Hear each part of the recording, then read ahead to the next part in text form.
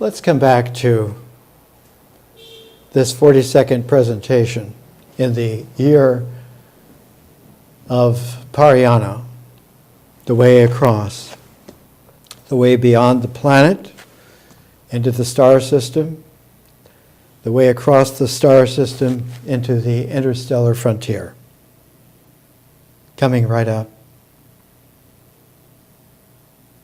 We closed with the opening of Ibn Arabi's Contemplation of the Holy Mysteries, 14 poems brought together in a form, which is the upper third of two more 14s that would make a 42, and that the ancient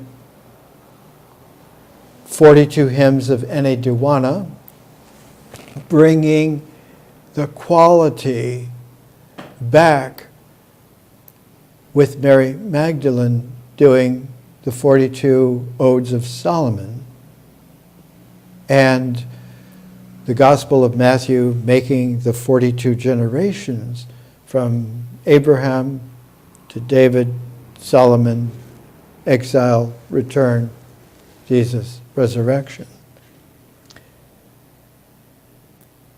All of these aspects are brought together in the program of the Learning Civilization.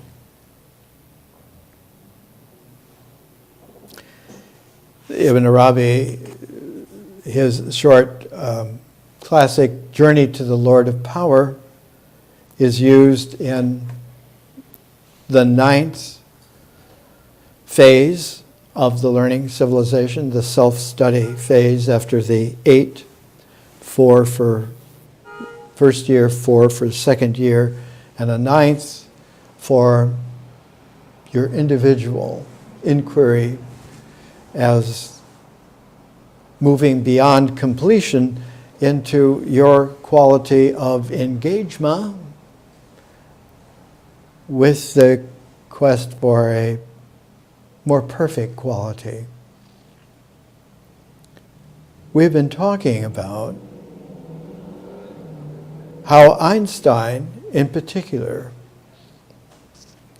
in the early 20th century, by 1905, had come to appreciate and understand his own visionary field that since a little boy had exceeded all of the druthers and conditions and preferences and all of the details of culture and society, ritual and comportment. One of the great biographies of him, published a few years ago, Walter Isaacson, who was a senior editor of Time for a number of years, who did his first excursion into exquisite, complex biography on Benjamin Franklin, included then this beautiful volume on Albert Einstein, and in order, a few years later, to give it a complement, the second volume was a volume of illustrations like plates and also documents, so that the two volumes together,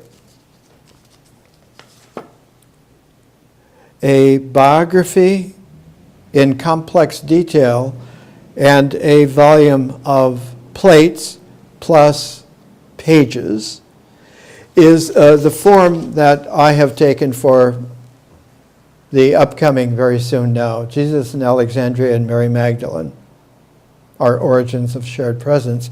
The subtitle of Parayana is Our Shared Presence Carrier Wave. It is the time, form, energy in civilization which is differentially a double transform beyond the occurrence of time in a natural cycle. The universe is in that natural cycle. But all sentient beings, wherever in the universe, will have come through the travail, as it is, of the accumulated penetration through increasing, regressive, corrupting blockages to the delivery beyond and across into what is viable in terms, in dimensions, in phases of the real. One of the qualities that comes out of this is that just as in the physics, the math, the way in which the universe can be understood in terms of light, the photon able in its crests of magneto current, able to free electrons to bring the interchange of elements into new, not only new atoms, but new molecules, into new structures that develop and who have this grand integral cycle of nature which can be appreciated. But there is a beyond of a visionary light, and there is an across of a historical quality of the second transform. The first, a differential consciousness of vision. The second, a kaleidoscopic consciousness of history. So that civilization has something beyond culture.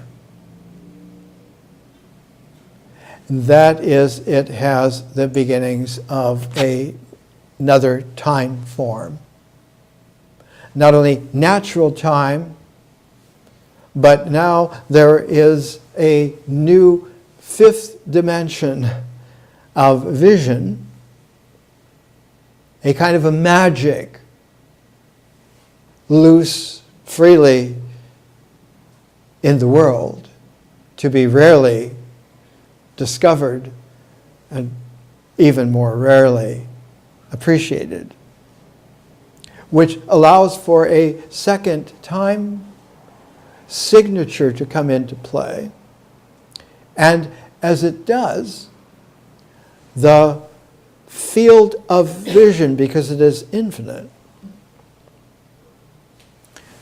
is able to have a great complementarity with the field of nature as a zero field,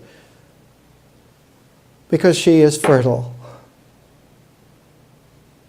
and accepts that infinite field in love for life to have its quality of increasing its phase forms into a whole new complementarity, and that second transform, the history, makes it possible for that higher culture where there is the beginnings of art, the mystery of vision, to be able to have the dimension of differential consciousness, the maturity of the jeweled person, the art of the person, the art of becoming an artist, creative, imagining. Ibn Arabi used the term imagal, the imaginal quality that is able to bring the charming lilt out of movement, out of time, into the dance, where the chirality of that movement becomes as sophisticated as it did in the lifetime of that 1200s, that 13th century,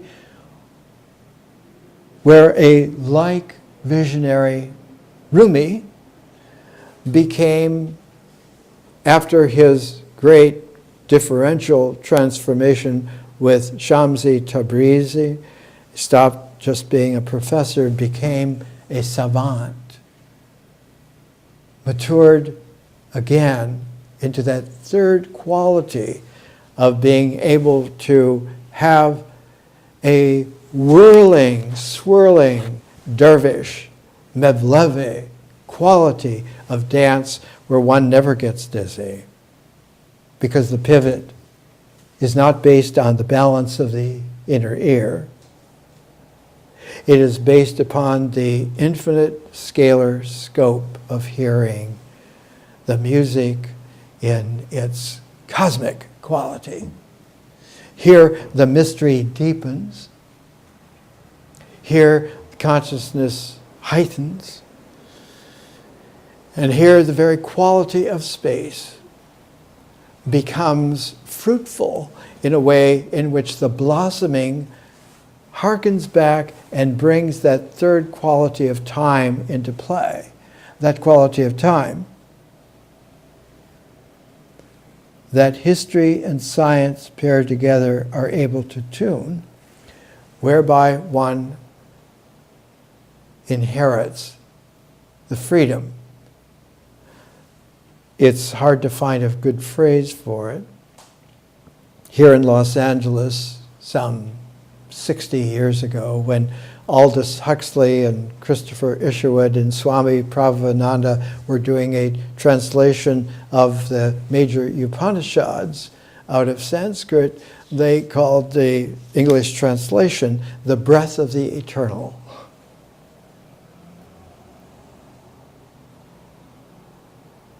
This quality of kaleidoscopic consciousness is a third,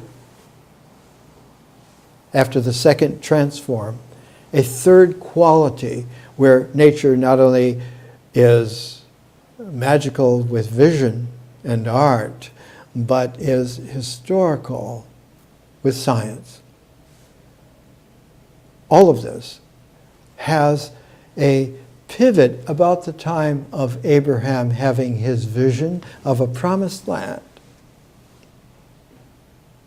and became a carrier wave of a very special type that had only been seen once before and was hardly remembered except for a mythological revisioning of it some 1,300, almost 1,400 years after Abraham was born.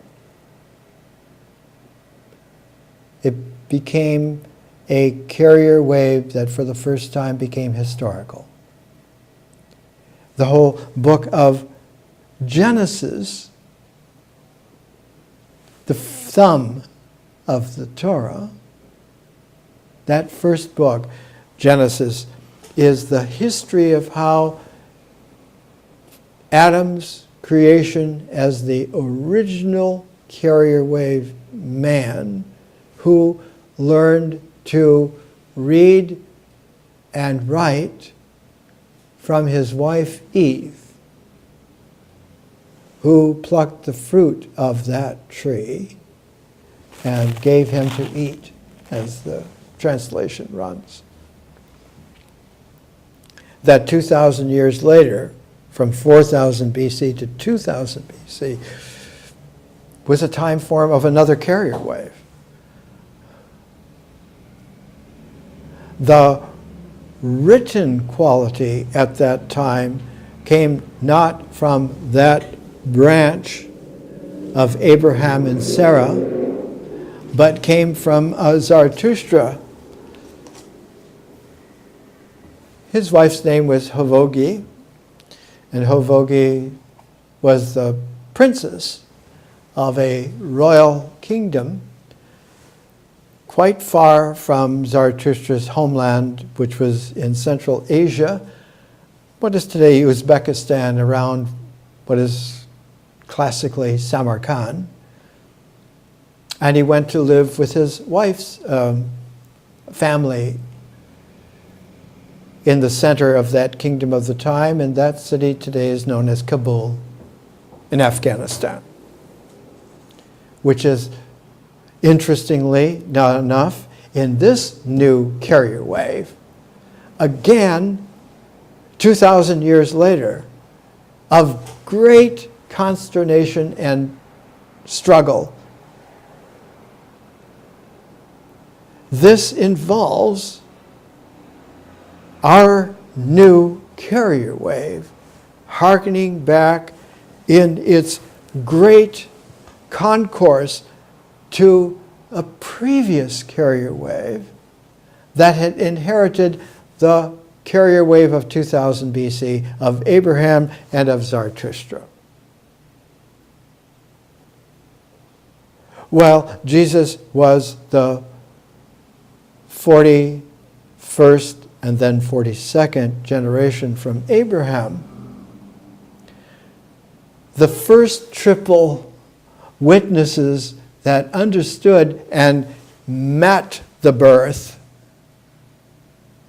were three magi, three Zarathustrians who brought gifts, gold, frankincense, and myrrh. Not to adorn a prince, but to protect a family from certain death, and by counsel to the father Joseph to consult his visions in the night, not just dreams, but dreams raised to great dreams, raised again to visions of the future and of the real past, of the continuity. And the confluence of these complexities led to the flight to Egypt, just in time. All infants, 2 and under, were to be massacred by a jealous monarch Herod. And they were. They were all killed. 2 escaped. 1 to Egypt with the gifts of the 3 magi who were from Iran of today, who had been influenced by Zarathustra, renaissanced 500 BC in the Achaemenid Empire, founded by Cyrus the Great, carried on by his lineage, who had a renaissance of the classical Zarathustra as Zoroaster, who put all of the transforms in that renaissance into the paired form of astronomy and vision, called astrology classically, and alchemy in terms of the transformations of matter. And the carriers of that in the Renaissance were by that time called magi, not Zarathustrians. And the community were called Zoroastrians. In Zarathustra, there is a tripartite quality to the civilized humanity. There are what he calls the men of action, those who do things, men and women. Man generically is mankind. The doers, the shakers, those who make things happen. They are busy they don't have the time to mature to a deep enough quality of presence to be able to hear the man of light, the man or woman who is the one who brings the new and brings it exclusively, uniquely, because it always starts with the spontaneous emergence of that one.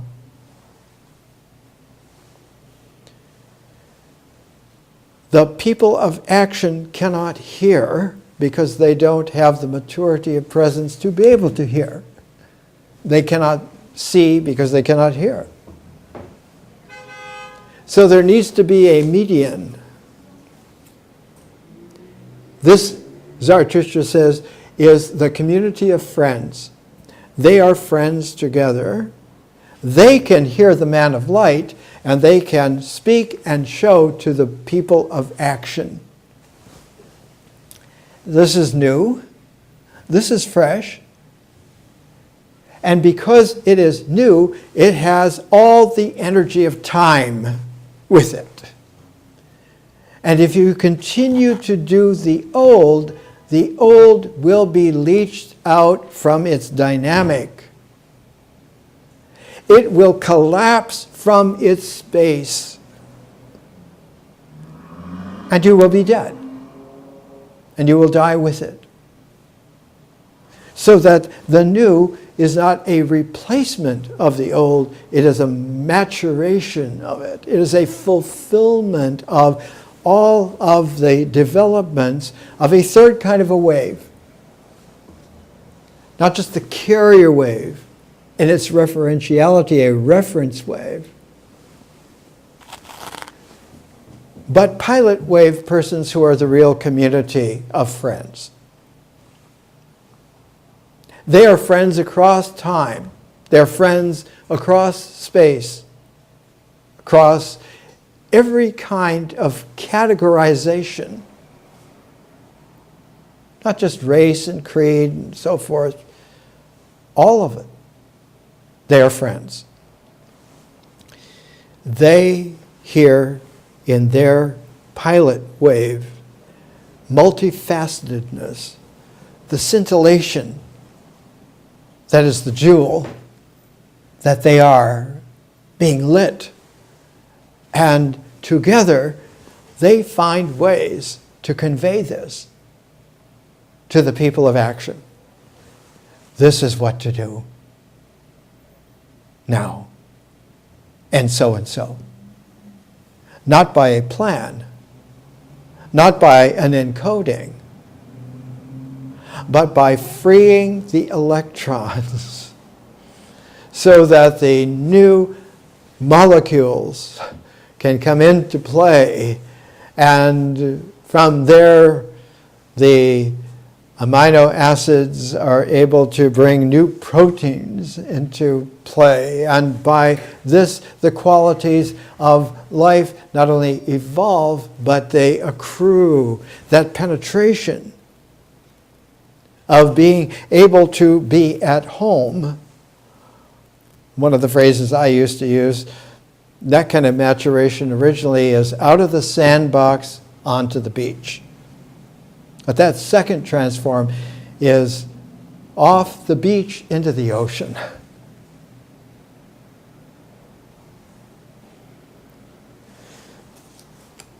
This is Henri Corbin's great, who's a French savant, lived until 1978. Lived until the new edition of Schoenberg's harmonic analysis came out in Berkeley. The man of light in Iranian Sufism. His teacher, à la Française, was a savant. His name was Louis Massignon. And Louis Massignon was this beautiful quality of French savant who had the affinity and the taste and the appreciation for all kinds of mysteries and all kinds of ways of seeing of recognizing what something was. Later in his life, he became a Gandhian and did a lot of work with Gandhi's Satyagraha, truth-holding revolution without violence, and Sarvodaya, a society based on Sarvo, service, Daya, all the people, service to all the people. That it works, and its working is that life and love are not only safe, but they are safe to be free. Louis Massignon, when he was in Ephesus on an errand in Turkey,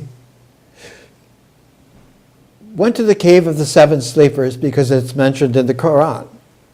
It's the only mention in the Quran that also is mentioned in early Christian literature as well, and Jewish literature. And recognized spontaneously this great carved, not a coffin, but on the scale of a cenotaph, that had this curved cap, and that there were these huge swirls of energy rising up through that cenotaph into the swirl of the cap, and recognized this was the tomb of Mary Magdalene. I have a photograph of it.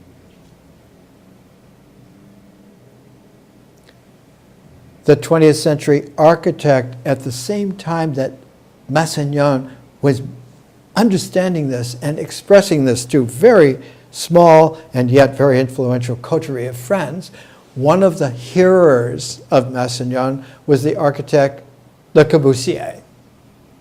So when it came time, when Le Corbusier, because this is how Hermetic circles on the highest levels work, indeed they do, was given a commission to build a chapel. And that this chapel was to be for a convent for nuns who were concerned with the health of service to the world a la Francaise vision of things. And at Ronchamp, he built his chapel, and the roof of the chapel is exactly that capstone of Mary Magdalene's cenotaph in the cave of the seven sleepers. This is how learning and memory make a great chapter in translational control in biology and medicine.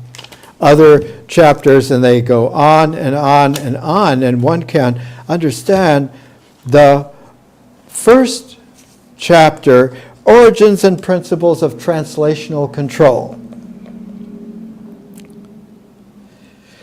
Proteins occupy a position high on the list of molecules, important for life processes. They account for a large fraction of biological macromolecules, about 44% of the human body. Dry weight, for example, they catalyze most of the reactions on which life depends. And they serve numerous structural, transport, regulatory, and other roles in all organisms. If you can hear it. Accordingly, a large proportion of the cell's resources is devoted to translation. The magnitude of this commitment can be appreciated in genetic, biochemical, and cell biological terms.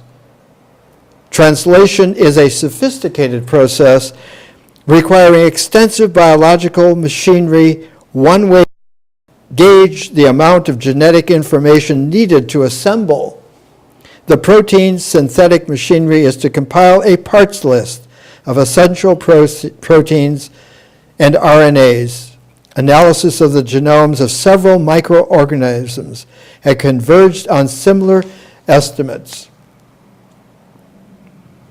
These organisms get by with about 130 genes for components of the translation machinery, including 90 protein coding genes.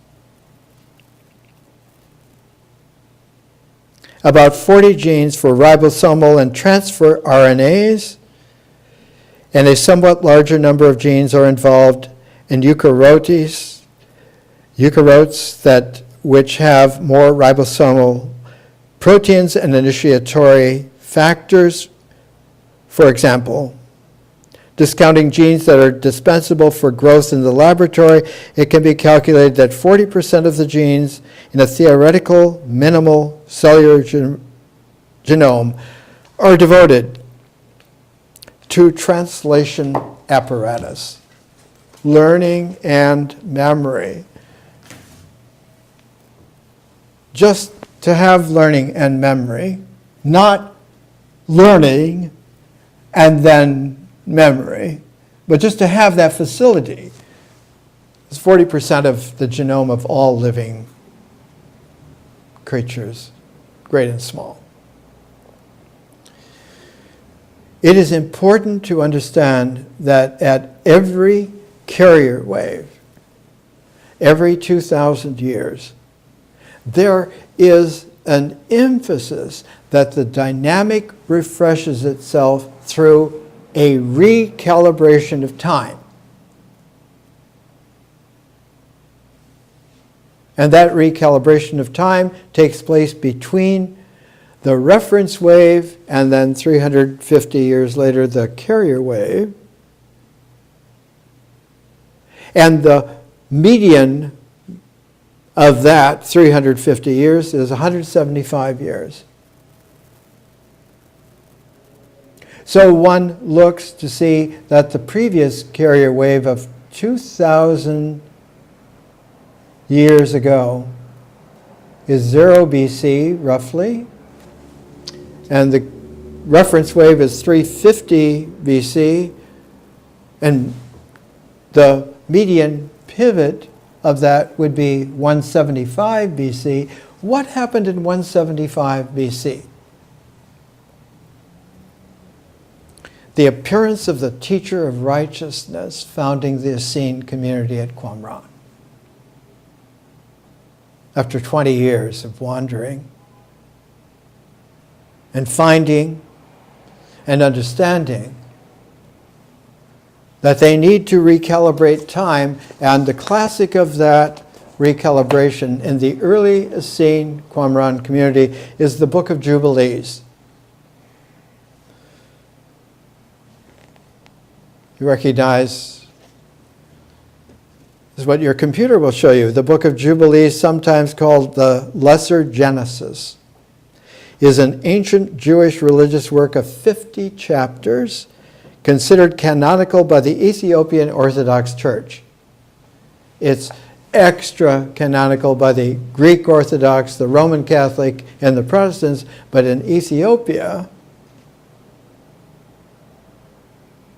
it's remembered that this was real.